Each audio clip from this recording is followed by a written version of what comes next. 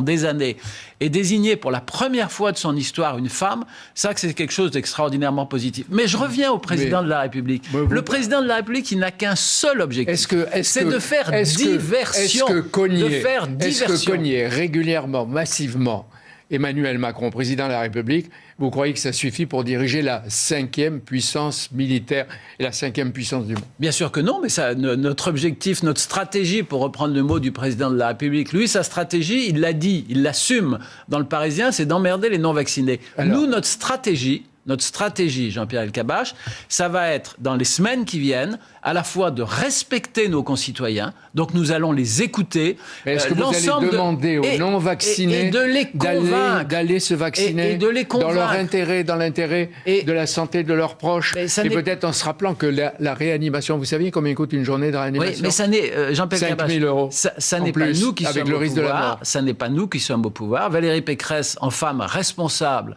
en femme d'État, c'est clairement exprimé. Elle est favorable à la vaccination, elle est favorable au pass vaccinal. Naturellement, nous appartenons, Jean-Pierre Elkabbach, au camp de la raison. J'allais même dire, nous sommes devenus, puisque le président de la République, de ce point de vue-là, a quitté le camp de la raison avec ses propos insultants à l'égard de nos concitoyens. Nous sommes le camp de la raison, mais nous voulons, Jean-Pierre Elkabbach, nous voulons convaincre nos concitoyens. À l'Assemblée, vous dites que... Et pas seulement sur la crise sanitaire. Valérie Pécresse est, comme vous, favorable au pass vaccinal. Comment se fait-il qu'à l'Assemblée nationale, les LR soient cassés en 3 morceaux, 28 pour, 24 contre, 22 abstentions? Est-ce que ça veut dire qu'il y en a chez vous qui n'ont pas encore compris que c'était leur chef candidate désormais? Si, des indisciplinés, quoi. Non, pas du tout, mais je crois que d'abord ce vote était intervenu à un moment où Valérie vient tout juste d'être désignée comme candidate à la présidence de la République. L'équipe, je vous l'ai dit, s'est bien rassemblée autour de Valérie Pécresse. Non. Mais vous savez, la question du pass vaccinal, elle renvoie aussi à des choix éthiques, à des choix de conviction. Nous respectons les choix des uns et des autres.